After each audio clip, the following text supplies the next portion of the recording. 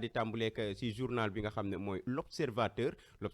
li mu xëy rek mooy le Sénégal à la tête de la commission de la CEDEAO les coulisses d'un succès diplomatique noonu lañ ko daal di defee daal di rek def photo njiitu réew mi ak ñi nga xamante ne ni tubarkal ñoo ko daal di wër le décryptage de l'ambassadeur Amadou Diop formateur à la section diplomatie de l'ENA et Babacar Ndiaye spécialiste en relations internationales ñooñu dañ leen ci daal di gën a fësal waaye ci suufit ñu ngay wax rek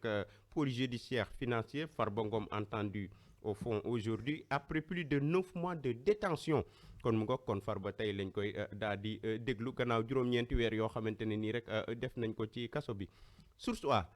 A la mu fësal rek mooy choisi pour présider aux destinées de la présidence de la commission de la CEDEAO loolu tam ñëw nañ ci lu yaatoo yaatu Diomaye Vance Senghor Diouf Wade et Macky noonu lañ ko daal di defee mu ngoog rek ci président commission bu CEDEAO bravo le président Faye kon ñu daal di wax rek ci gestion des fonds de la Covid-19 rapport pour des comptes préparation de sa famille à tous les scénarios échange avec Macky avant son limogeage entre autres bonnes feuilles de son livre intitulé Sans bruit noonu la ko tuddee moom l'ancien ministre Diouf Sarr brise le silence mu ñu daal di fësal l'ancien ministre boobu di Diouf Sarr ñu daal di ñëw rek ci réew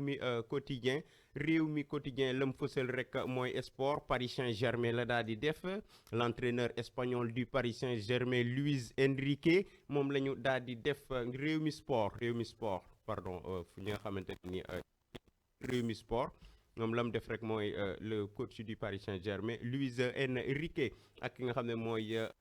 international bu bees bi di Ibrahima Mbaye di jouer foofu ca Paris Saint-Germain Enrique fait une grosse promesse à Ibrahima Mbaye après la CAN ça c'est une bonne nouvelle waaye itam Anderlecht Ilay Camara sort sur blessure contre Saint-Trond mool nag boo ko déggee fële ca Belgique sunu arrière bi nag moom démb dafa am ay gaañ-gaañ di moom waaye de plus de peur que de mal coach ba mu ngay dalal xel yi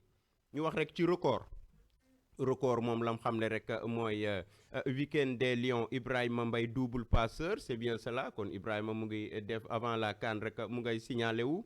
mu ngoog loolu tamit c'est bien comeback d'Iso Momo Sarr touché mu ngoog kon Ismaïla Sarr daat ni ñëwaat rek ci Crystal Palace mu ngoog loolu daat nañ cay dem lu yaatu point actu sport la mu fësal rek mooy Sénégal la liste des 28 sélectionnés pour la CAN avec 10 joueurs de Ligue 1 mu ngoog fukki gaynde yoo xamante ne France la ñuy tàggatoo tubarkal ñoo nekk ci liste 28 joueurs yooyu nga xamante ne coach bi joxe na ko keroog samedi. Premier League Crystal Palace s'incline largement contre City malgré le retour d'Ismaïla Sarr teewul rek dafa gaañi dañoo nërmeelu ñoon waa Crystal Palace Manchester City bii day dafa nekk fi mu nekk dafa jàpp loxo tubarkal réew mi quotidien moom daat nay dem rek ci implantation percutante de valve aortique à Dakar loolu daan na ci dem la vérité sur l'opération de greffe loolu daan nañu effectuer rek ñi nga xam ne ñooy pajkat yi effectué à l'hôpital principal tubaarkàlla boroom xam-xam yi daal di taxaw nii rek ci ñu daal di def seenu nataal point actu moom la mu dem rek mooy divergence Diomaye Sonko deux membres de Diomaye président contre-attaque boo ko déggee rek mooy c'est un fake dément de Abdoulaye Tine PCA de Sogepa au sujet du rapport contre le CES transmis au pôle judiciaire financier monsieur Abdoulaye Tine moo yëkkati foofu ay kàddu des na ci ñëwaat tubaarkàlla ci ak yaatal ak ki nga xam ne mooy Baye Mayoro Diop membre de Diomaye président porte plainte contre le député Cheikh Bara Ndiaye loolu it mbir la l'ADEP félicite Déthié Fall et lui assure de la disponibilité des compétences polytechniciennes loolu boo ko déggee rek mooy ministre des infrastructures ñu gën koo xam ci Déthié Fall ñu ngi koy jaajëfal foofu moom it Sud Quotidien daan na dem ci mise en œuvre des assises de la justice et de recommandation de la CNRI voilà mu nga ko daan nañu dem rek si la société civile toujours sur sa femme loolu daan nañ cay dem foofu photo président Diomaye mu ngoog ak société civile bi waaye itam ñu ngay wax rek si nga xam ne mooy commission CEDEAO le Sénégal prend la présidence pour 2026-2030 CAN 2025 la liste de l'équipe nationale du Sénégal Pape Thiaw las 28 joueurs loolu daat nañ ko cay def ñaar fukki gaynde ak juróom-ñett yi nga xamante ne rek sélectionneur bi di Pape Thiaw tànn na leen. Turbine la mu wax rek mooy libre de Bachir turbine libre de Bachir Fofana les acteurs de la dette cachée par le régime de Pastef loolu tamit daal nañ cay dem lu yaatoo yaatu. L'ancien DG du Trésor Cheikh Tidiane Diop nommé contrôleur financier loolu tamit ñu def photo président Diomaye muy xaatim tubarkalla. Les inquiétudes sur la dette 68 et près du Sénégal brandé par les marchés loolu tamit daat nañ ciy wéy mu ngoog daat nañ koy fësal loolu nekk na dénoncer un détournement daat nañ ciy def photo ki nga xam ne mooy ministre de la communication Alioune Sall. waaye tamit Mansour Faye ancien ministre sous Macky Sall les Sénégalais nourrissent beaucoup d'espoir mais aujourd'hui la déception est palpable loolu la ko daal di waxee moom l'ancien ministre Mansour Faye. Les Échos daal na dem rek ci l'affaire Aliou Sall et sa femme Aïssata la chambre d'accusation déboute le parquet mu ngoog muy ki nga xamante ne mooy soxnaas Madiambal Diagne boobu tubaarkàlla nga xamante ne mooy Mame Bounty Diaby yaram wa dafa sutante depuis ñu yóbbu ko foofu ca kaso ba.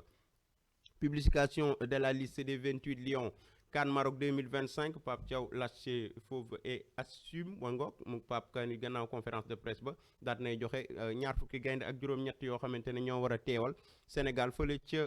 Maroc mu ngoog.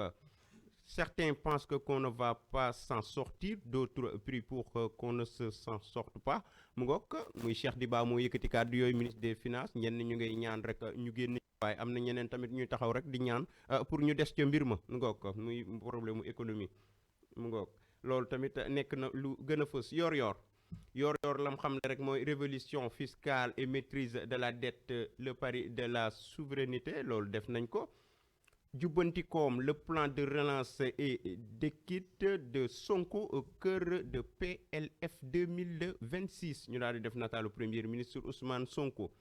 Vox Populi bokk na ci lam gën a fësal CEDEAO le Sénégal à la présidence de la commission pour 2026-2030 ñu def photo njiitu réew mi Bassirou Diomaye Diakhar Faye mu ngoog loolu tamit daat nañ ko cay def. Dossier d'extradition de Madiambal Diagne la France oppose au Sénégal l'indépendance de sa justice mu ngoog ñu def nataalu ki nga xam ne mooy le grand journaliste Madiambal Diagne. Liste du Sénégal pour la Coupe d'Afrique loolu tamit daat nañ cay ñëw Pape Thiaw dévoile sa Dream Team loolu daat nañ cay ñëw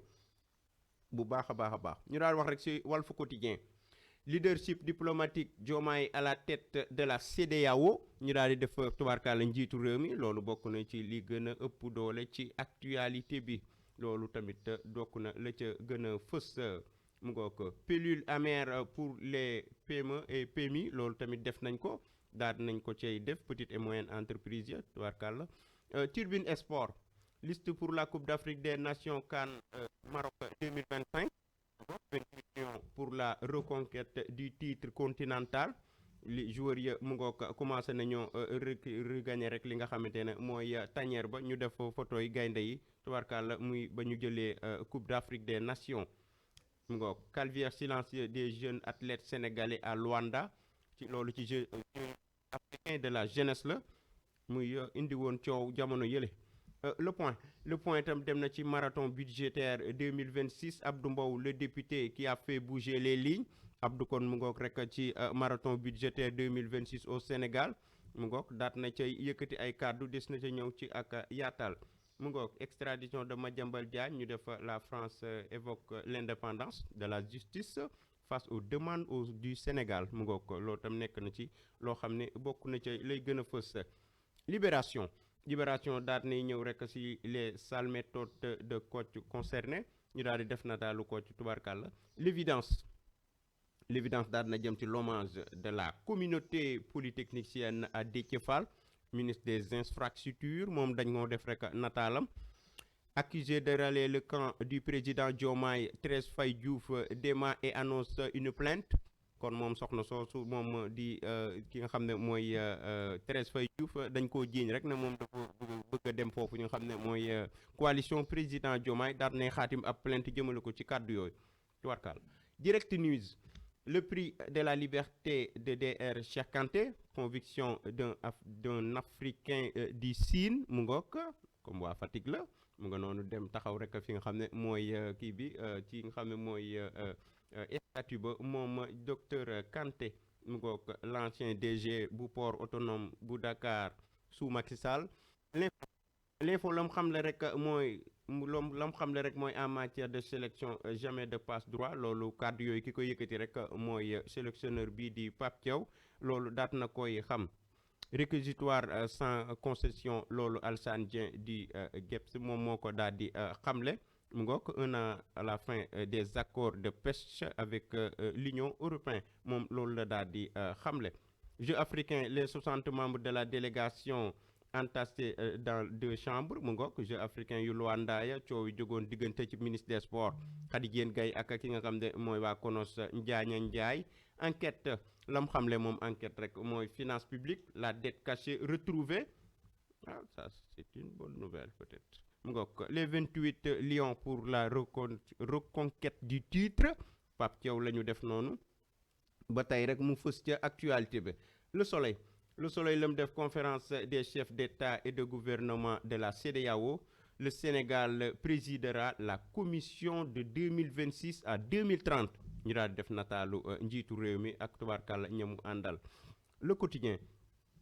quotidien moom la mu indi rek mooy débat sur l'extradition de Madiambal Diagne la leçon de diplomatie de Christiane Fages moom ndaw si daat nay indi ay leeral ci nga xamante ne mooy extradition boobu bu baax a baax